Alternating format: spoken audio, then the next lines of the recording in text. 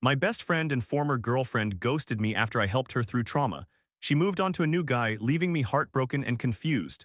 I don't want to continue without you, she said, yet she posted breakup songs. Can we ever go back? Hey everyone's. I have been struggling over the past few days due to an emotional disconnect with someone who was not only my girlfriend for 2 years, but also my closest friend. We have known each other for 3 years in total. If you are willing to listen, I would really appreciate any thoughts or advice, just honesty, not merely what I want to hear. We met through an online game. I was 19 and she was 18 at the time in April 2020. I know what you might be thinking: long-distance relationships do not last. However, ours did for 2 years, and I believe that is quite impressive. We hit it off, started communicating on Discord, and realized we had much in common, both attending community college, similar tastes in movies, and even being the oldest siblings in our families. Neither of us rushed into anything. We spent months getting to know each other, focusing on building a strong friendship first. It was not a whirlwind romance. We talked nearly every day, shared personal stories, and slowly became increasingly important to one another. I was initially pessimistic about relationships due to past experiences, but she was different. Eventually, after months of late-night conversations and deep discussions, we both confessed our feelings and began dating. She was incredibly kind, empathetic, and a true hopeless romantic. She believed deeply in love and, despite the distance, was always optimistic about our relationship. She told me I treated her better than anyone in her past relationships. Over time, she opened up about the trauma she endured being sexually assaulted by her grandfather, with her father refusing to believe her. When she finally reported him, I was there for her, helping her stay calm and reminding her of her bravery. Our relationship was filled with small, meaningful moments: late-night calls, watching movies, studying together. We even met twice. The first time, I sneakily left my family during a Disneyland trip to downtown Disneyland, where I met her as she Ubered over. We met and built Lego figures of ourselves to keep. The second time was to celebrate our one-year anniversary, when we rented an Airbnb near a college she was considering. Her parents never knew about me because they wanted her to focus on school, but we made it work. I picked her up from the airport and we spent 3 amazing days together. She did not drive, so I took care of everything, and when she fell asleep in the car, it melted my heart. She trusted me completely. Saying goodbye was difficult, but we still communicated every day. However, over time, the distance began to take its toll, and I started losing feelings, not because of her, but because of the situation. She sensed it but remained hopeful. She wanted me to visit her in college, believing we could work through it. I wanted to, but financially, I simply could not make the trip. We had come close to breaking up twice before due to miscommunication, but we always managed to discuss things. However, that was before I lost feelings. Those instances were merely due to miscommunication. Eventually, she confronted me about how I felt, admitting that I had lost some of my feelings. Hurt both of us, but we remained close friends. I was still incredibly proud of her when she got into the University of California, Los Angeles. We talked often, although not as frequently, as she became busier with school. Then things took a turn. One night she called me while intoxicated, crying and laughing, introducing me to her friends as her ex before abruptly hanging up. The next day she was embarrassed, but I reassured her that it was fine. Shortly thereafter, she was sexually assaulted again, this time by someone she believed she could trust. She did not tell me right away, but I sensed something was wrong. When she finally confided in me, I was devastated for her. I told her she needed to report him and seek help, although I understood that was easier said than done. She was eventually moved to a different dormitory to avoid seeing him. Our messages became less frequent, but I still checked in every day. Then in February, she abruptly stopped responding. Days turned into weeks. I reminisced about her and even started feeling something again. However, I did not tell her. I wanted to be there for her and assumed she was very busy, and if she needed anything, she would know I was there. But apparently I was mistaken. When she finally reached out, something felt off. She informed me that she was in therapy and taking medication, and when I said I was still here for her, she simply replied, "Oh, thanks, but I am getting the help I need, so do not worry." That stung. It felt as though she was distancing herself. Then I came across an Instagram post where she tagged a guy with the song "Why You So Obsessed With Me." That impacted me profoundly. When I inquired about it, she admitted she was talking to someone, just casually seeing where it went. She kept saying she still held me close to her heart and wanted me to remain her friend, that just because she was talking to him did not mean we had to end our friendship. However, she also mentioned that things would be different. Our dynamic would not be the same, and boundaries would need to be established. I was in pain. I love her. However, I also want her to be happy. And I know people might wonder why I would develop feelings for her again if the distance was the reason I lost feelings initially. Nevertheless, she is such a sweetheart. I know it is cliché, but she truly is unlike any girl I have ever dated. It is ironic, among all my relationships, she was by far the most understanding person who shared my beliefs regarding constant communication and emotional intimacy.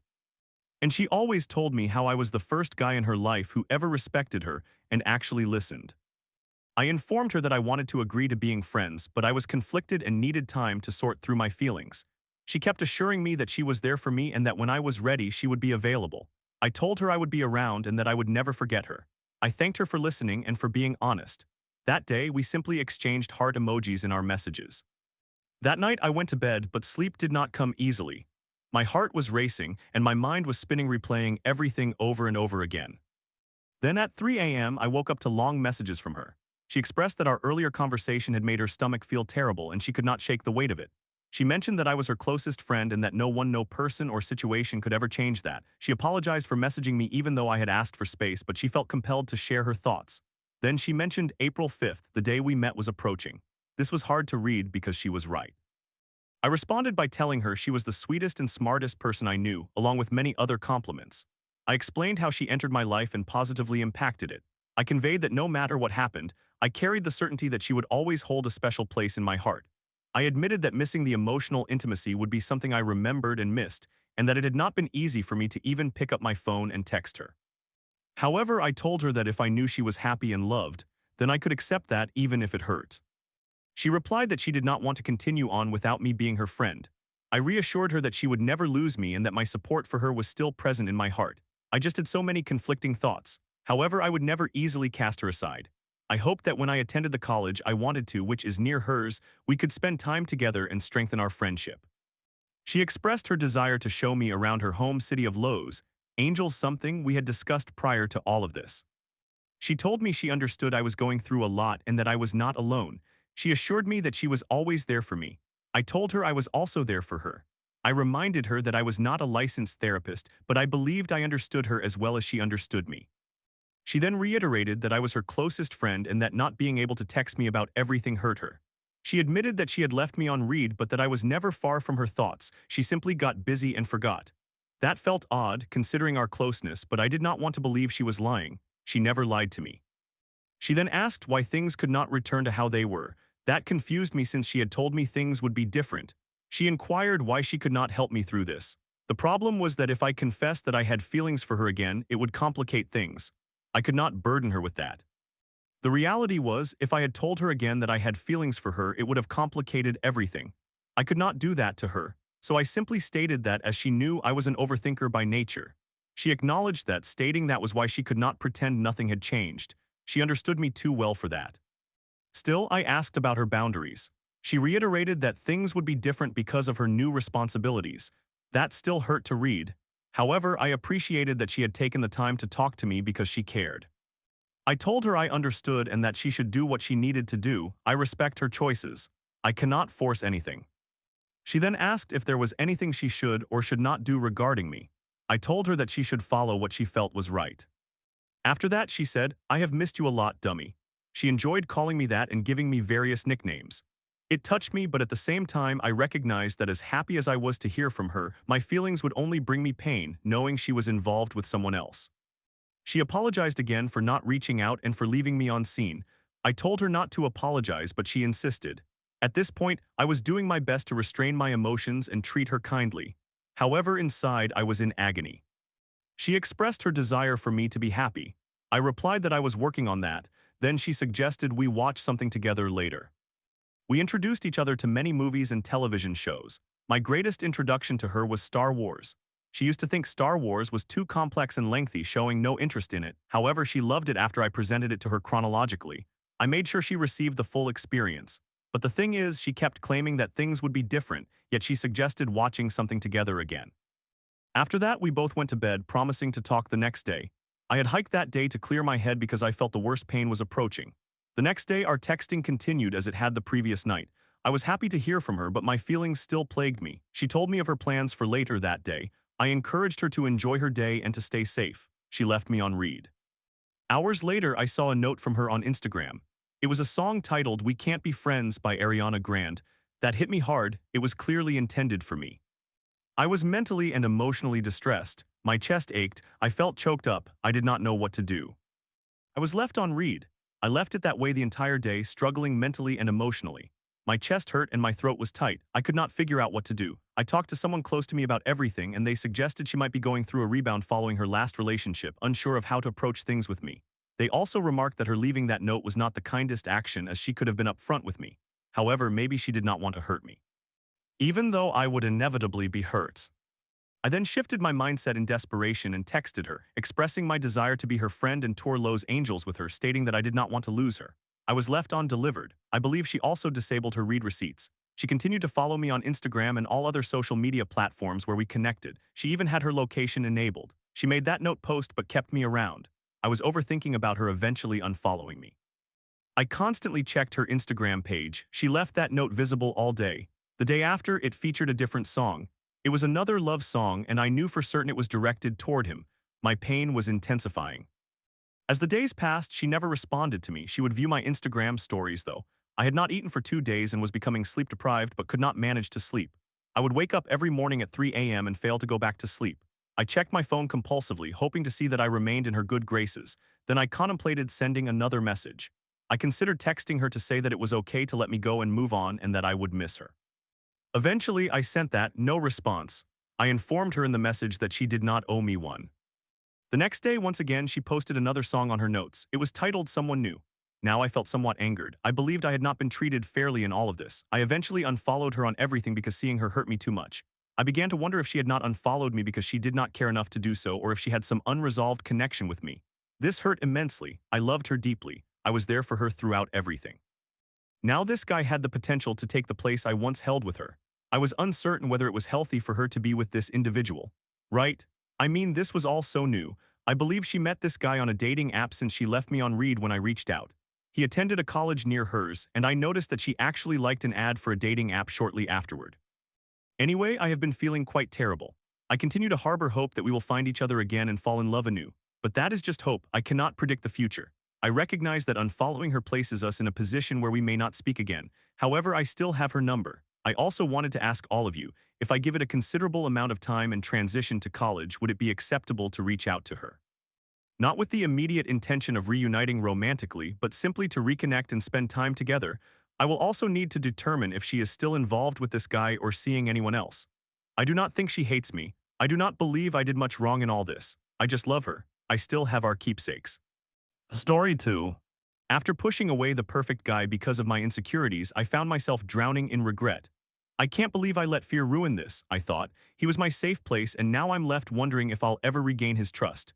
Can I fix this or is it truly over? I, a 26-year-old female, escalated a valid concern that caused a 26-year-old male, whom I care deeply about, to distance himself from me. If you are interested in astrology, I am a Leo, and he is a Sagittarius. I have read similar experiences numerous times over the years but have never shared my own, so I must admit this feels quite different for me. Additionally, I am not skilled at storytelling, so I will divide this into sections: the good, the bad, and the ugly, where the actual story will unfold to provide better context. The good, I felt I had something perfect, picture perfect, textbook perfect, internally perfect, and so forth. Yes, perfect is a strong word, but if you could envision perfection in both romance and friendship, that was it. I cherished his gentleness, how he listened to me, how he adjusted when something was amiss or uncomfortable for me, how we communicated about one another and the pace of our relationship. I prefer a slow burn as I want to ensure that I am connecting for the right reasons. I felt secure and confident in my investment, and he made me feel at ease about it all.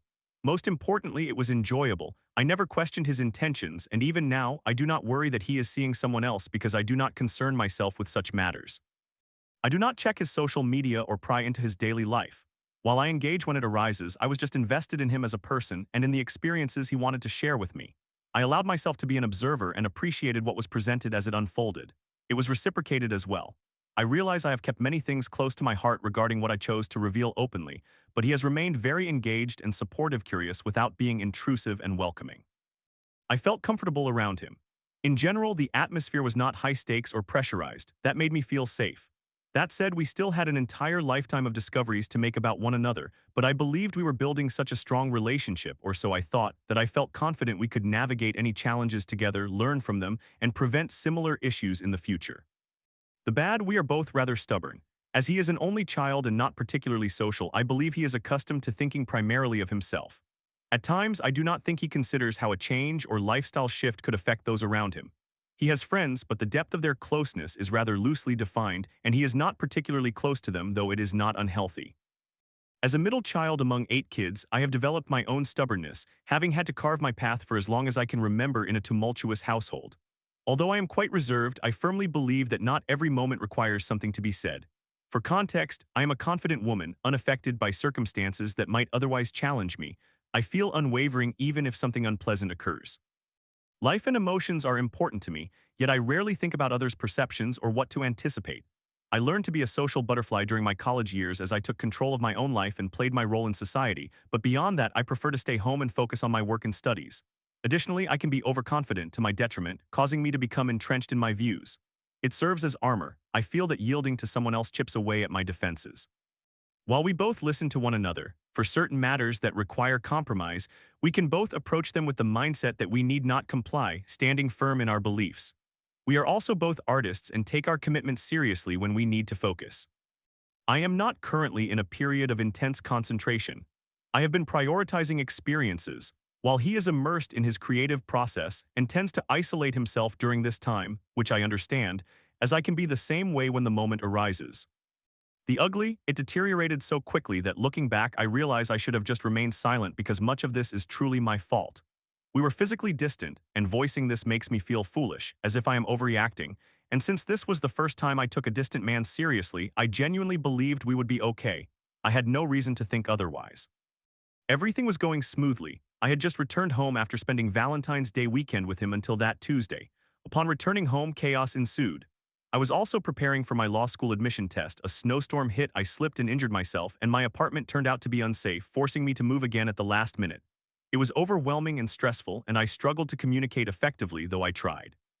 We had agreed to meet once a month, ideally alternating locations, but open to adjustments if planned. So when I finally had a moment to breathe and inquired about our plans for the upcoming month, he informed me that he would not be coming. I knew it would not work if we could not see each other. His lack of clarity about whether we were simply skipping this month or if financial constraints were preventing him from visiting made me feel disheartened, as if he did not want us to succeed or did not care about me. I sought reassurance, but he insisted he was still invested, even though it felt otherwise, and his lack of action and planning left me feeling downcast. While he assured me my feelings were valid, I was disappointed that he seemed indifferent to letting me down without attempting to remedy it. In that moment, I started to feel insecure for the first time, questioning whether I had done or said something wrong, whether he no longer wanted me, and a torrent of self-reflective questions flooded my mind. I could not even articulate them. I became increasingly sad and expressive, yet embarrassed simultaneously. I questioned whether he still cared about me and wanted to hear my concerns, but I remembered our discussions about not giving up on each other, so I tried to express how I felt. In parallel, I became so worked up trying to convey the problem as well as my emotions that I overwhelmed the situation and tainted everything because I did not know how to manage my feelings. The more I spoke, the more he withdrew, so I kept talking to correct the course, worsening everything. I feel like I let my fear sabotage my own happiness. Did I need to control the outcome? No, and I do not understand why I was so adamant about trying. I trusted him, so I should have simply given him space and time. I ultimately pushed him away completely due to embarrassment because I had never acted that way before. I do not even know how to evaluate my actions afterward, nor how to repair the situation from that point onward. I could not face him, fearing I might behave in that manner again, which would alter his perception of me. I would rather be sad without him than be in turmoil, worrying about how I might react if I faced a similar issue again. I did not give him the chance to offer understanding and work through this together. I just wanted to escape the confusion. I know they say you should not derive your peace from others because people are fickle, but it is so comforting and reassuring when you can. For once, I experienced true feelings, overreacted, and was at a loss for how to navigate these new emotions. I genuinely feel sick. My gut has been in turmoil since. I have been throwing up and retreating to the bathroom after crying so intensely. I miss him deeply and realize I may have hurt him significantly. It takes a lot for him to allow people into his life, and I cannot help but feel that I have damaged that. I do not wish to hurt him again, so I accept that we may be done for that reason. I want him to be happy, and despite my self-flagellation, I doubt I can still bring him joy. I hope he knows I care about him and would never intentionally hurt him the way I did, driven by my pain and fear. I feel exposed and ashamed, and my body is so unsettled that I do not know how to proceed. What truly drives me to distraction is that, in hindsight, this all transpired within just a few months. My last relationship lasted 3 years and did not evoke these feelings. I cannot even recall the reason for that breakup. Other experiences feel insignificant in comparison to this one. Never before have I felt so intensely for someone I have known for such a short time.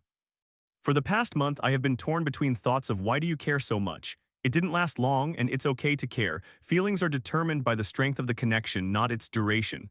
I feel like I am pulling my hair out. What is this? You would think that at my age, I would have a better grasp on the nuances of various emotions. But this perfectly illustrates how everyone is evolving at different rates regarding relationship dynamics, whether platonic, familial, romantic, or otherwise, because from my vantage point, I no longer feel ready or equipped. This post is more of a vent, but I yearn to hear from individuals who are not emotionally connected to me because I feel that my friends and family are simply reassuring me to boost my confidence, which lacks objectivity. My friends already encourage me to start dating immediately to move on from him. That is something I would suggest to someone else in a similar situation, but right now, it feels more challenging than it should be. I want to know the truth. When do you recognize it is worth it? Are my feelings extreme? How do you regain emotional balance after a situation like this? Did I care more than I should have? How do you regroup? Was the distance a good idea? How can I communicate more effectively? Does it ever begin to feel like you are making the right choices when your feelings are involved? At this moment, I feel emotionally numb, and if I was ever being unreasonable in believing this was a connection worth pursuing, I would want to know. I just feel foolish, hurt, regretful, insecure, sad, and much more right now. Part of me wonders how he feels and whether we can rectify things. Another part hopes we never speak again. A story 3. Invited to a friend's birthday bash, I faced repeated advances from a man who grabbed my thigh and made unsettling comments about my looks. You must be doing something right, he smirked at my boyfriend. With my discomfort ignored, will I risk another encounter? Scroll to the bottom for a brief summary. My boyfriend and I have been in a relationship for just under 2 years. Recently, he began reconnecting with some of his old friends from a job he held a couple of years ago. He was very close with them, particularly one individual, we will call him Jack, during that period. However, as time passed, they drifted apart. In the last year or so, my boyfriend has expressed a desire to hang out and converse with Jack again. He has always spoken about him fondly and likely seeks some external advice on a job opportunity from someone he trusts. That is beside the point. The main point is that Jack invited us over to his house one evening for a barbecue. We gladly accepted, and once my boyfriend was off work, we attended. The barbecue was enjoyable. Jack was exceptionally friendly, very welcoming and warm. Observing their interaction was quite heartening. It felt less like a friendly gathering and more like a reunion of brothers. Here are my observations from meeting Jack and briefly his wife for the first time. They were well acquainted with my boyfriend. Jack was very accepting and welcoming of me in their home. They have an adorable puppy, which may seem irrelevant to the main point, but can a puppy ever truly be irrelevant? And they enjoy drinking a lot. It seemed like they had a party atmosphere every night, which is somewhat important later. Jack invited us to his wife's, we'll call her Jill, birthday party, to which I responded positively. For a couple of weeks, we selected gifts for Jill. I cannot give anyone a thoughtless present. I have to obsess over it. Jack and my boyfriend communicated frequently during that time, and then finally the party arrived. I wore a casual but very cute mid-thigh length dress, which is relevant, I promise, and we left. We arrived a bit later than we intended, so almost everyone who was going to attend was already present. The gathering felt very informal, with no introductions about who was who. We simply started socializing. Jack was a bit tipsy and well on his way to being drunk, and Jill was already drunk. Overall, everyone seemed to be having a great time. The children, Jack and Jill's kids, along with several other couples' children, were all playing in an inflatable obstacle course that Jack had rented for the day. My boyfriend and I mostly followed Jack around, hanging out with him and cheering him on in beer pong and other activities. My boyfriend was taking a few shots and the party was proceeding well. The food was absolutely fantastic. Everything was enjoyable. Then my boyfriend and Jack decided they wanted to play beer pong. I stood by my boyfriend, cheering him on and giving him tips. When his beer ran out, he walked away to get another from the fridge, and at the same time, Jack left to take a shot. A man whom I had seen but hadn't spoken to at all approached me and asked, "Hey, what is that guy's name?" While looking in my boyfriend's direction, I replied, "Him, oh, that's my boyfriend," to which the man responded, "Oh, okay. Well, what is your name?" I introduced myself, and he shook my hand, then added, "I'm sorry. I didn't mean to be disrespectful, I just didn't know." At that moment, I had no idea what he was talking about. I thought maybe he was apologizing because he felt like he was interrupting the beer pong game, so I reassured him that it was fine, and my boyfriend returned and the party continued.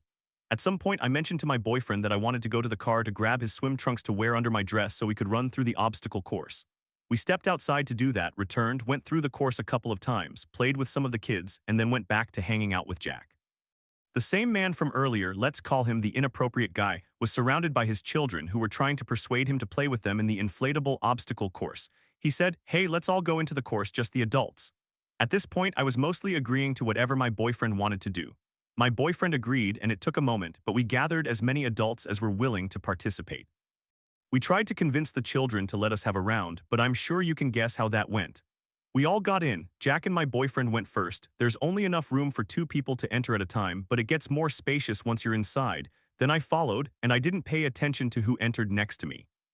However, when I reached a certain area, I noticed one of the very young children, probably around 4 years old, was in a hard-to-see spot and appeared scared because 2 adults had probably just trampled him without realizing. So I straddled one of the obstacles to lift him up out of the small corner he was in and ensured he was okay. The inappropriate guy from earlier placed his hand on my thigh and asked if I was all right. I informed him I was concerned about the child and just trying to help. At that moment, I dismissed the thigh touch, thinking it was a bouncy house and people would accidentally touch one another. Especially with so many children and adults running around, I did not dwell on it. I moved on into the area where Jack and my boyfriend were.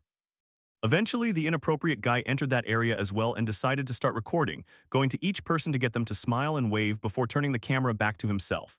Jack and my boyfriend were racing up 2 small ladders to see who could exit the obstacle course first. Jack reached the top first, and the inappropriate guy attempted to smack my boyfriend's backside as he climbed but missed. I didn't say anything, but I noted it and thought it was strange. Earlier that night, I had seen Jack do the same thing, not only to my boyfriend but also to another friend he has known for quite some time, so I figured it might just be their thing. My boyfriend never approached the inappropriate guy to start a conversation, so I was unsure if he knew him from a distance or if they had never met. I assumed this was just the group's dynamic. Whatever the case, I began to climb the ladder. Remember how I mentioned I was wearing a dress? Bonus points if you recall that I stated I put on shorts after arriving. I assume the inappropriate guy did not know I had shorts on underneath my dress. While I climbed the ladder, he asked if I was okay or if I needed assistance, and despite my response that I was fine, he placed his hand on my backside the entire time I ascended. I didn't turn back or pause. I thought that the only way out was to climb up, and I would not give him a reaction, so I proceeded. However, had I looked down, I would not have been surprised if he were recording up my dress. I exited the course without mentioning or reacting to it at all, keeping my distance from the inappropriate guy the entire time. At that point, Jack commented that he was too old for this and went inside to relax. My boyfriend and I, like little puppies, followed him. I was perfectly fine with this since I did not want to be outside where the inappropriate guy was anyway. After a while, we had Jill's birthday cake. Jack was getting my boyfriend more drinks, and my boyfriend and I were having a good conversation while Jack was outside socializing with some other friends. The inappropriate guy was inside, initiating a conversation with my boyfriend. He began by asking about my boyfriend's annual salary, his job, and other personal questions. My boyfriend is quite a private person, so he answered as vaguely as possible. Then the inappropriate guy shifted the conversation to, "I hope you're not offended. I called your wife beautiful earlier. I didn't know you two were together and I just thought she was stunning." My boyfriend was buzzed and looked obviously confused. He replied, "Yeah, that's okay. I think she's beautiful too." Bless him, he is such an oblivious man and didn't know how to respond. Then the inappropriate guy continued talking about how attractive his wife was and how she has an OnlyFans account and makes over $100,000 a year, so he does not even have to work. He then suggested that my boyfriend should subscribe, followed by, "I'll show you some videos for free." At this point, my boyfriend attempted to speak several times but was repeatedly interrupted until he finally said, "Yeah, no, that's really strange. If that works for you, great, but I'm not interested." The inappropriate guy paused as if he had never heard someone say no to him before, which is probably true, and then proclaimed, "Yeah, my wife's so hot. But you have bragging rights too, so that's great. Good for you, man." At this, my boyfriend launched into a rant about how he believes partners should talk about each other in public. While acknowledging that it is perfectly normal to express physical attraction, he emphasized that sexual attraction should remain a private conversation between partners. Then the inappropriate guy leaned in and whispered something in my boyfriend's ear, and I have no idea what he said. He then looked at me, smirked, and said, "She cares about you, man. You must be doing something right because listen, I'm not going to lie. Usually when I talk to girls, they flirt back, but not her, so good job." Once again, my boyfriend, confused, uncomfortable, and oblivious to the inappropriate guy's intentions, responded, "Yeah, thanks. We care a lot about each other." We've been invited back to another birthday party for Jill's sister, but honestly, I have no desire to attend. Especially since my boyfriend will be away, he leaves for a month at a time for work, and I do not feel comfortable being around that man. I would like to maintain my relationship with Jack and Jill, but I am disappointed with how everything was handled, even after I informed them about the inappropriate guy's actions. I'm uncertain about how to proceed at this point. We attended a party for my boyfriend's friend's wife.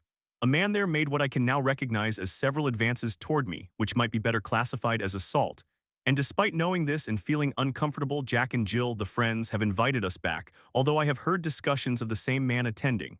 If he is there, I do not wish to be present. Story 4. My wife declared she's done after a 10-year betrayal, saying she couldn't hurt my feelings more. Now she's parading her affair partner around our kids, insisting I'm controlling for wanting boundaries. Meanwhile, I'm left navigating this toxic purgatory. What's next? I will begin by stating that I believe people are capable of change if they desire it and are aware of how to make that change. I also believe that emotional intelligence is a skill that not everyone possesses immediately. Additionally, I recognize that separation and divorce have two sides to the story, and that my actions are not as innocent as I once thought, particularly regarding poor communication. I have never been the best communicator, having grown up with narcissistic and avoidant parents. My upbringing did not provide excellent role models for healthy communication, but despite my parents' shortcomings, I understood that people's actions and behaviors do not necessarily reflect their inner experiences. I acknowledge that my parents also did not have the best role models while growing up and were parenting with the tools they had at their disposal. There is no judgment here. I love my parents dearly, and they still drive me crazy at times as habits take a long time to change. However, this is where they are, and we are all growing together. In a way, we are all still children trying to learn our world and how to navigate it. Honestly, I did not even realize that concepts such as attachment styles existed, nor did I recognize that some of the communication patterns I had with my partner were unhealthy and made the relationship more vulnerable to infidelity.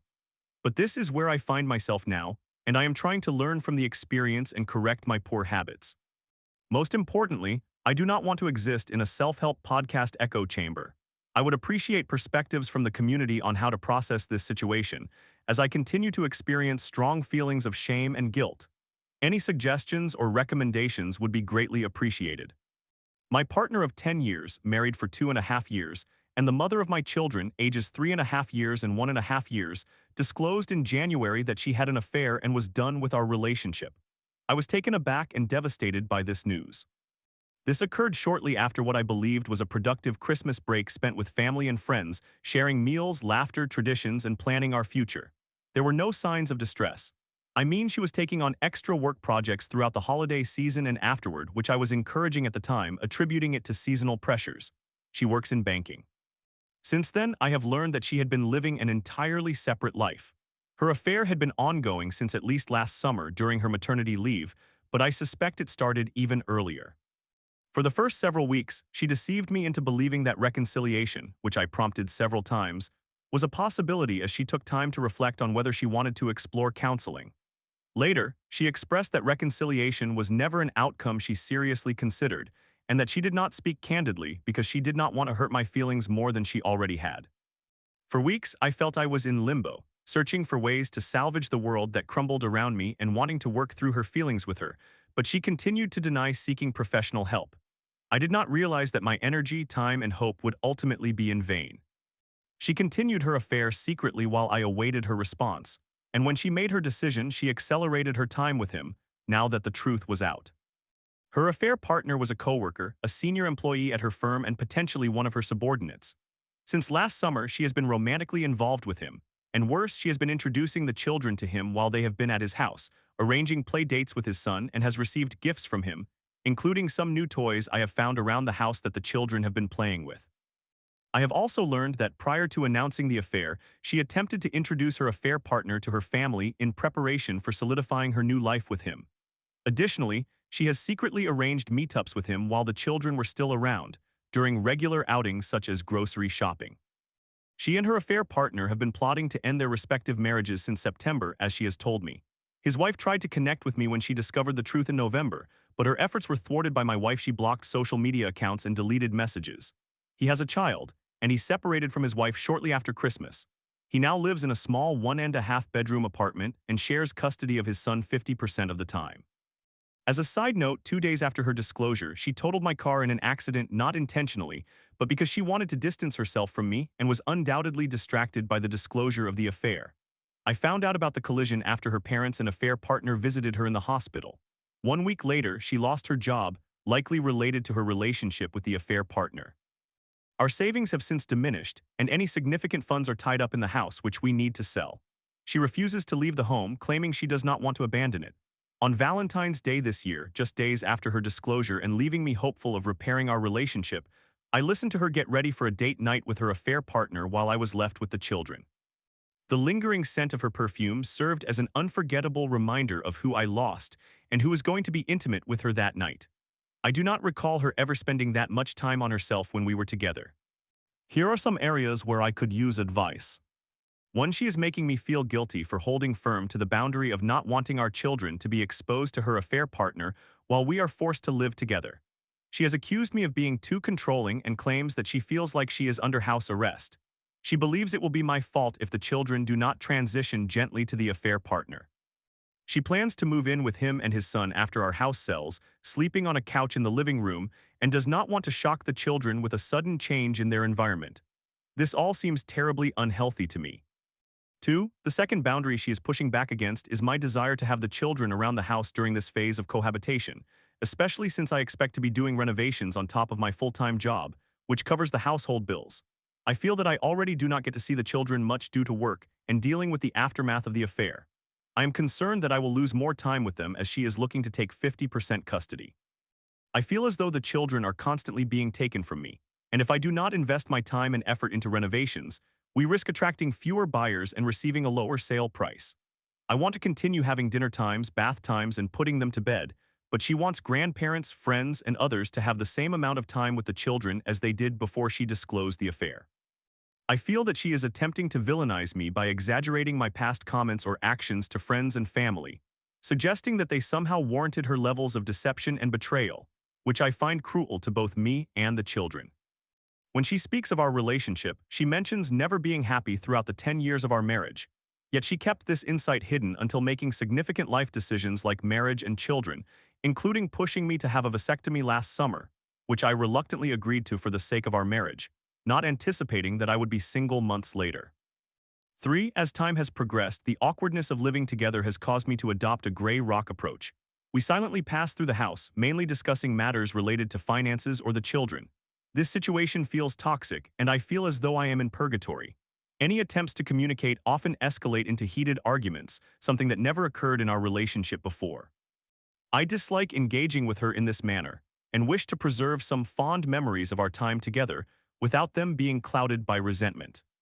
For I have had 2 separate consultations with different lawyers, and they have both essentially informed me that there is nothing I can do but accept this situation as per Ontario law, which feels as though I am losing everything to a partner who has chosen to engage in a very selfish act.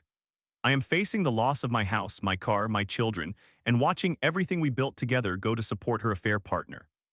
This feels incredibly unfair, and I am curious how others have coped in similar circumstances.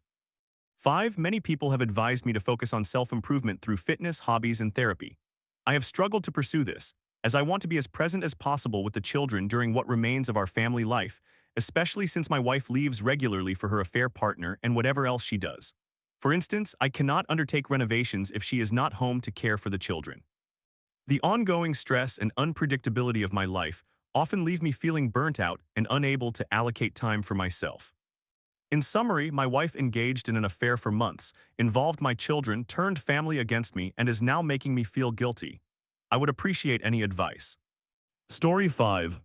I helped my ex move back home and he ended up living with me. After I encouraged him to drive, he insulted me, claiming I held him back. When I found out he was talking to new women, I called off our lease, and the next day he packed up and left. I'm moving out, just like that. A 22-year-old female and my ex, a 24-year-old male, met on Tinder. He lived a state away with his brother and a few other people. We began chatting as friends and engaged in some sexy conversations for fun. Daily, he would express his unhappiness about living there, lamenting how poorly everyone treated him, how no one would take him to the Department of Motor Vehicles to get his permit renewed or allow him to practice driving. I quickly grew tired of it. It turned out he grew up near me, so I offered him a solution. I suggested that if he paid for my fuel, I would help him move back home to his parents. He jumped at the chance. I transported him back to the area, which involved a 12-hour round trip. After he dropped off his belongings at his parents' house, we went out to hang out with my friends. He became very intoxicated and spent hours throwing up in their guest bathroom. The following day, my friends offered him a place to live. That only lasted a few weeks. Lacking a driver's license, he ended up moving in with me so I could drive him to work on my way to my own job. I took him to get his permit. 3 months later, he could have taken the driving test to get his license. He declined, stating that he had not practiced enough. This was back in December. By February of this year, he had driven a total of about 3 times since obtaining his permit, all during excellent weather and daylight. I took him to a quiet area at night and explained that we were there to practice nighttime driving. He became extremely angry with me, claiming he hated me because he believed I was taking him to a bar for fun. We had a significant argument and broke up that night, just 2 weeks before we were supposed to sign the lease on our new place. 2 weeks passed while we were apart. Initially, our breakup stemmed from my concern that he would never learn to drive and that I did not want to maintain that long term. I also felt Hugh was not capable of living independently without someone constantly directing him, which was exhausting. During those 2 weeks, I felt terrible for hurting him, so I kept thinking that he had done nothing wrong and perhaps I just desired to go out, have fun, and meet new people. I began to blame myself for everything that went wrong in the relationship. He continued to cry and tell me that everything felt wrong since we were no longer sleeping in the same room, even though he still lived with me. On the second weekend, he went out with a friend, which he never did while we were together, and he had them pick him up at the end of my driveway. He did not inform me that he was safe, which irritated me since he still lived at my residence, making me the last known person to see him. That weekend, I went out bowling with someone. I had fun, but it also made me miss him since it was something we often did together. When he finally returned, we spoke, and I told him I missed him. He responded by saying he did not feel the same. He explained that he felt I was holding him back and expressed concern that if we reconciled, I would no longer allow him to spend time with his friends. This was astonishing because I had always encouraged him to reach out to friends from school and socialize, given that he often complained when I did anything, even going to the bathroom or taking a shower. We ended up reconciling a day or two later when I told him he could either choose to be happy with me or let me go, but I could not endure him wavering between the two. He chose to be with me. I asked to see his best friends list on Snapchat since, around that time, I discovered he had been paying for Snapchat to pin me as his best friend to hide the fact that he was communicating with someone else more. He claimed she was just a friend and explained the individuals on his best friend list. I noticed he had a large number of new women in his recent contacts and inquired about them. He fell silent and stated they were new friends. I questioned why he felt the need to have so many new women in his contacts, to which he replied he wanted to meet more people. I told him I had no issue with him keeping his female friends from high school, but I could not see our relationship working if he was trying to connect with multiple women on an app that deletes messages. He responded that he would probably remove them all tomorrow. The next day, I dropped him off at work and mentioned that those women needed to be gone before I picked him up because it was the day we were supposed to sign the lease. He nodded in agreement. Midway through the day, I felt emotional and stressed, so I messaged him, explaining that I was uncomfortable with him talking to other women while I was committed to making our relationship work. I went on a somewhat lengthy rant about how, if he did not delete them, he would need to find somewhere else to live because I did not deserve to be cheated on in my own home. He merely replied he would let me know. By that point, I knew it was over. If he truly loved me, he would not have needed to let me know. He would have deleted them and moved on. I called and canceled our lease because even if he decided to respect me and try again, I could not trust that he would not lie just to have a place to stay. I was extremely devastated. I had been trying to move out since I was 18 and the cost of living has been increasing significantly. I could not afford to do it without him. When I picked him up from work, he was quiet. I asked so. He replied, I'm moving out, and I asked when. He informed me that someone was coming to get him in 2 hours. He packed all his belongings and took them outside within an hour. I told him I was leaving because I could not bear to watch, and he asked, one last hug. I lost it. I began berating him, stating he did not deserve a hug since he was the one choosing to leave. He started crying and attempted to hug me, but I refused. I was crying and yelling when a girl pulled into my driveway to pick him up. I said to him, you know this looks bad, right? He responded, I know, as he gathered his belongings and left. Am I still affected by this? Yes, it continues to impact me. I am not hung up on him. I cared about him deeply during our relationship and even before it, as I am a compassionate and empathetic person who cares for others, even when they do not deserve it. I know that no matter where life takes me or where I end up, I would never again be with him. I do not trust him and I have zero respect for him. He frequently recounted the story of how his ex-wife cheated on him once while he was deployed in the military, leading to their divorce because how could she do such a thing? Yet, he was more than willing to engage with other women behind my back throughout our relationship. I believe he dated me primarily for a free ride and a place to stay. After everything that transpired, I eventually met someone truly wonderful. He is mostly stable and he is just as compassionate as I am. We are doing very well. As for my ex, he did attempt to reach out again but noticed I was in a new relationship, so he accused me of using my new partner to get over him and warned me not to try to come back to him when things did not work out.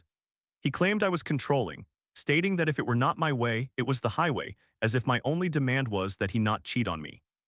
I suspect that whoever the girl was who picked him up did not allow him to use her as a place to live, prompting him to try to return. Too bad, so sad.